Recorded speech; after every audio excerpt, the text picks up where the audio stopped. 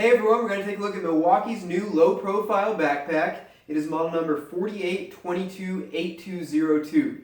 So last year or the year before, Milwaukee released a job site backpack for $100. And this year they released a smaller version and a bigger version as well. So this is the smallest version they make. It's $80 and it is built with quality materials. It's really tough, got good seams. I definitely think it's worth that price tag. So I've been using this thing for the past few weeks for my job. So it's not packed full of tools, but it is packed full of everything I need for the day because I work in a flight control room and we only get probably 3 to 4 5 or 10 minute breaks every 8-hour shift when we lose satellite coverage. So other than that, we're zoned in, can't leave the room, so we've got everything we need with us on console. Alright, starting out with the front of the backpack, you've got a nice pocket right here that just kind of stays open. You can fit a clipboard or a notepad in here, something you use a lot, and you can just drop it right back in. I've got a pen that I clip right here as well. You could also clip it across here, or you could even take a carabiner and put it on this webbing and clip maybe your keys, a tape loop, something else to these little webbing straps right here on the front.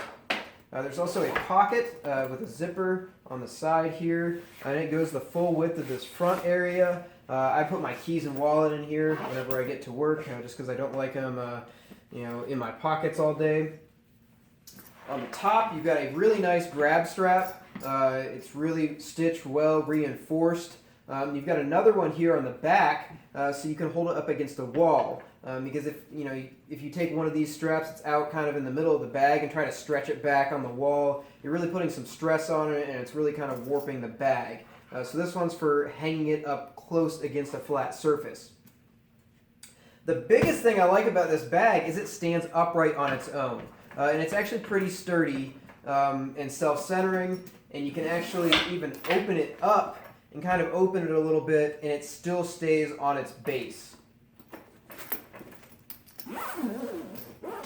On the bottom, there are these rubberized strips that keep it kind of from getting scuffed up on the bottom. They keep it a little bit off the ground, maybe a 1/4 inch or 1/8 of an inch off the ground.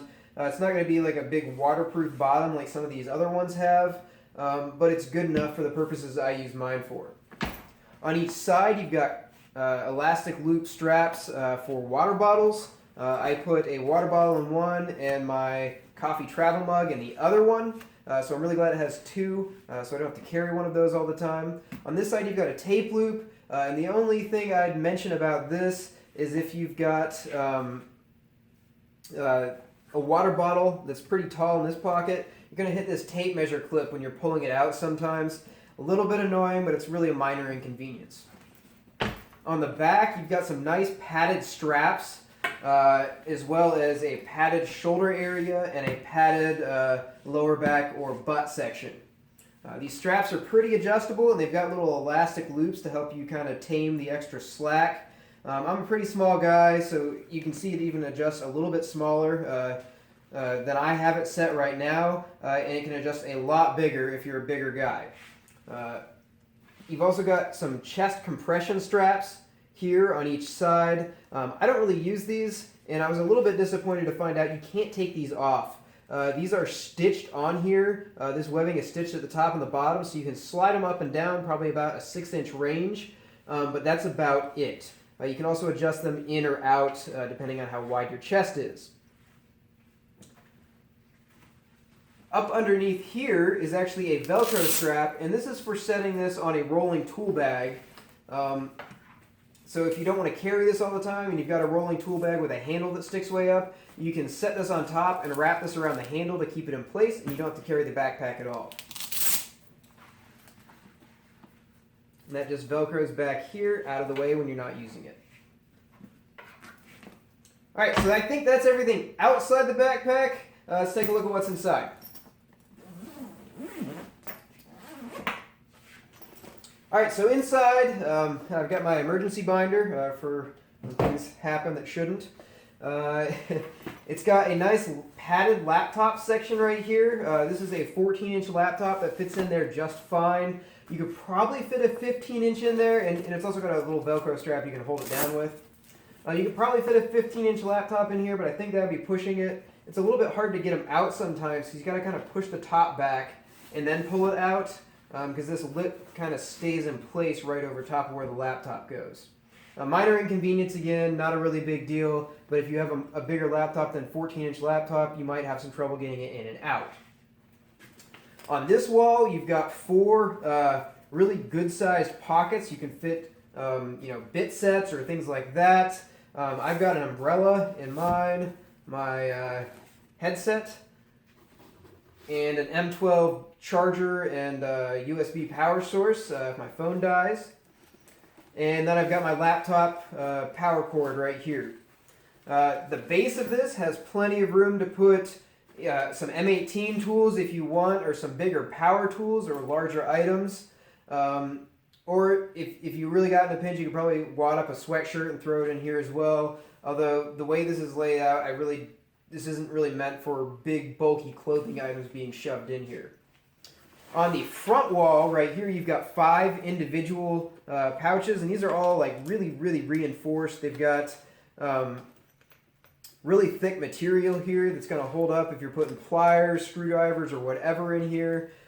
Each of these has an elastic loop over top of it. So if you've got some long-handled screwdrivers, you can fit this in here without them flopping around everywhere.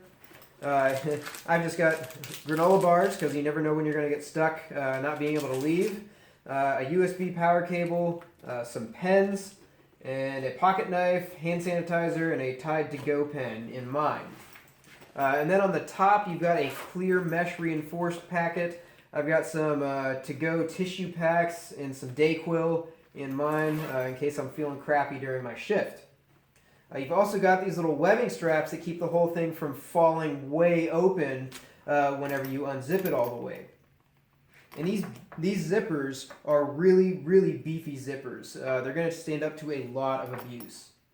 So all in all, this backpack is really well designed. It's really well thought out. I've actually had 3 or 4 of my coworkers in the past 2 weeks look at it and say, "Where'd you get that thing? That thing's awesome." So Milwaukee nailed the aesthetics as well as the functional design. Alright, so now I'll go ahead and try this on so you can see it and maybe walk a runway or something, I don't know. So the padded straps distribute the load really well. I could carry much, much more heavy tools than I have in this right now and still be comfortable. You can also connect the chest compression strap and adjust that back and forth to your liking. I usually don't have this thing connected at all, and I'll tuck these back in here behind the webbing to kind of get it out of the way. So you can see it's really comfortable. Really, really well balanced backpack. Keeps the load close to your back, so it's not making you lean back when you're carrying heavy items. I think I could load this thing up with twice the amount of weight I've got in it right now and be absolutely fine. The backpack's fairly lightweight itself. It's 5 pounds, a little over 5 pounds when it's empty. So hopefully this review is helpful. Let me know if you have any questions in the comments section below. And once again, don't forget to subscribe. And a quick disclaimer, all of the views I shared about this backpack are my own and don't reflect the views of my employer.